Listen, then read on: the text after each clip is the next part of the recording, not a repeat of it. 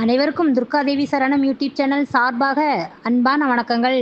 இன்னைக்கு நம்ம பார்க்க போகிற பதிவு என்னன்னு பார்த்தீங்கன்னா, நாளைய தினம் 14/3/2025 தினத்தோடு மகாலட்சுமி தாயார் பிறந்த நாளான மகாலட்சுமி ஜெயந்தி தினம் வருகின்றதுங்க. மிகவும் அற்புதமான ஒரு நாள். நாம் கேட்கக்கூடிய வரங்கள் அப்படியே கிடைக்குங்க. மகாலட்சுமியிடம் வேண்டிய வரங்களை பெறுவதற்கு நாளைய தினம் வரக்கூடிய வெள்ளிக்கிழமை யாருமே தவற விடாதீங்க.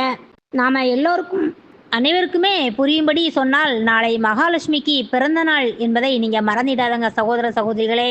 அவர்கள் மன மகிழ்ச்சியோடு இருப்பாங்க. நாளைய தினம் அவர்களிடம் ஆசீர்வாதம் வாங்கி நாம் என்ன வரம் கேட்டாலும் நமக்கு அப்படியே கிடைக்கும் தானே. அதனால் அதுவும் இல்லாமல் 14ஆம் தேதி வரக்கூடிய நாளைய தினம் வெள்ளிக்கிழமை என்று காரடையான் நோன்பு என்பது இருக்கின்றதுங்க.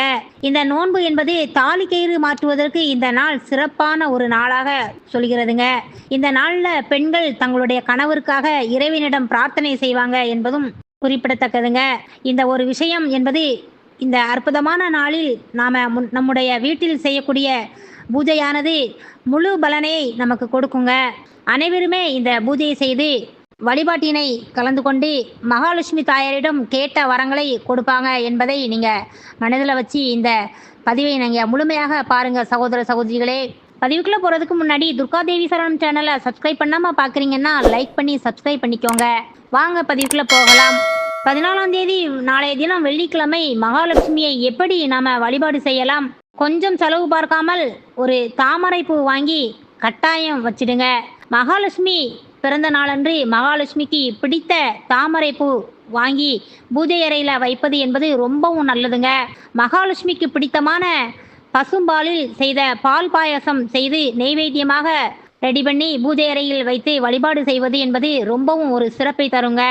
பூஜை அறையை அலங்காரம் செய்து விளக்கேற்றி வாசம் நிறைந்த ஊதுவத்தி ஏற்றி சாம்பிராணி போட்டு நீங்கள் பூஜை அறையை கம்மகம என்று வைத்தீங்க அப்படின்னா நீங்கள் கேட்ட வரம் அப்படியே மகாலட்சுமி அருளோடு நமக்கு கிடைக்குங்க.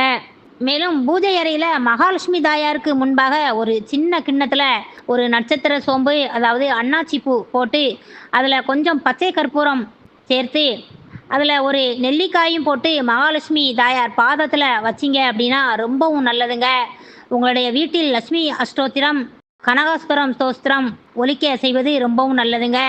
அதன் பிறகு மகாலட்சுமியிடம் மனமுருகி வேண்டி கற்பூர ஆரத்தி காண்பித்து பூஜை அறையை நாம் நிறைவு செய்தால் ரொம்பவும் சிறப்பாக இருக்குங்க. பூஜையை நிறைவு செய்தவுடன் அந்த அன்னாச்சி பூவையும் பச்சை கற்பூரத்தையுமே எடுத்து நீங்கள் பணம் வைக்கிற பீரோவில் வச்சிங்க அப்படின்னா உங்களுடைய வீட்டில் பணம் என்பது அதிகமாக சேர துவங்கிவிடும்.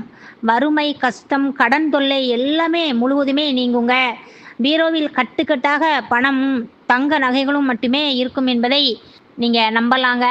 மேலும் பூஜை அறையில் நைவேத்தியமாக வைத்த நெல்லிக்காயை நீங்கள் என்ன செய்யணும் அப்படின்னு பார்த்தீங்கன்னா, அதை வீட்டில் இருப்பவர்கள் அனைவருமே ஒரு பிரசாதமாக சாப்பிடலாம். அது ரொம்பவும் நல்லது. அதாவது 2 பேருக்கு அந்த பால் பாயசத்தை தானமாக கொடுப்பதும் ரொம்பவும் சிறப்புங்க. நாளைய தினம் இந்த வழிபாட்டை கட்டாயம் செய்து உங்கள் வீட்டில் பூஜை அறையில் நெல்லிக்காய் கண்டிப்பாக வைத்து வழிபாடு மேற்கொள்வது மகாலட்சுமி தாயாருக்கு ஒரு பிடித்தமான விஷயம் என்றே சொல்லலாங்க. மேலும் அனைவரது வீட்டிலுமே நாளைக்கு மகாலட்சுமி தாயாரோட பிறந்த நாளை முன்னிட்டு நீங்கள் கனகாஸ்தாரா சோஸ்திரம், லட்சுமி அஷ்டோத்திரம் வீட்டில் ஒலிக்க செய்வது ரொம்பவும் சிறப்பு. இதை செய்தால் போதுங்க, செல்வமழையானது உங்கள் வீட்டில் மழை பொழிய துவங்கி விடுங்க.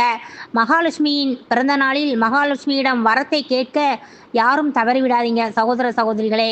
நண்பர்களே, இந்த பதிவை பார்த்துட்டு இருக்கும் அனைவருமே உங்களுடைய கருத்துக்களை கீழே இருக்கும் கமெண்ட் பாக்ஸில் பதிவிடுங்க.